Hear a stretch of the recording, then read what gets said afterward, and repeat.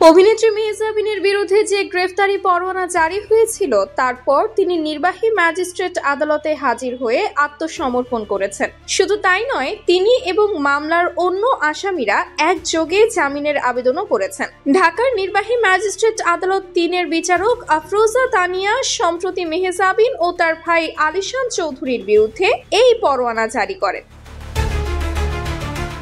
বিষয়টি প্রকাশ্যে আসে রোববার ১৬ নভেম্বর। অভিনেত্রী আদালতে আসছেন এই খবর যেমন ছড়ায়, তেমনি আদালত এলাকায় মিডিয়ার ভিড়ও বাড়তে থাকে। পুলিশও বাড়তি সতর্কতা নেয়। আদালত পক্ষ থেকে কেউই এই বিষয়ে মন্তব্য করতে রাজি হননি, কিন্তু মেহজাবিনের আইনজীবী তুহিন হাওলাদার বিষয়টি নিশ্চিত করেন।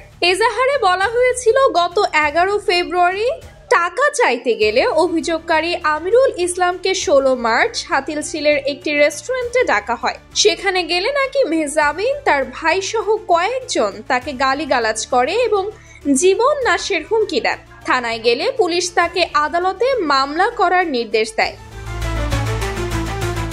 পরে ২৪ মার্চ তিনি ১০৭/১১৭/৩ ধারায় মামলা করেন। নির্ধারিত তারিখে আসামিরা আদালতে হাজির না হওয়ায় ৩ নভেম্বর গ্রেফতারি পরোয়ানার আদেশ হয় এবং ১০ নভেম্বর তা আনুষ্ঠানিকভাবে কার্যকর করা হয়। এরপর আইনজীবীর সঙ্গে আলোচনা করেই আত্মসমর্পণের সিদ্ধান্ত নেয় মেহজাবিন ও তার ভাই।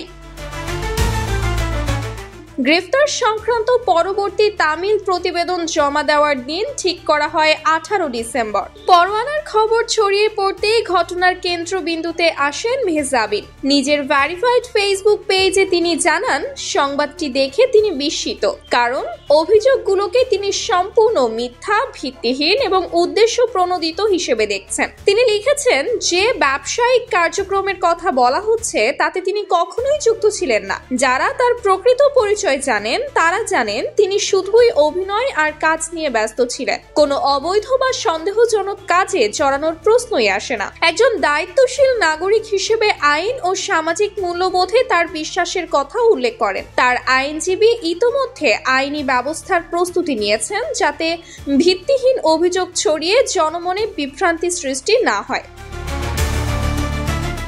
শিল্পী হিসেবে দীর্ঘদিনের পরিশ্রম, দর্শক আর শুভাকাঙ্ক্ষীদের ভালোবাসা সব মিলিয়ে মেহজাবিনের বক্তব্য ছিল পরিষ্কার। কোনো অপপ্রচার নয়, সত্যের পক্ষে থাকার আহ্বান জানিয়েছেন সবাইকে। Sumaiya Snigdha, Daily Our Bangladesh.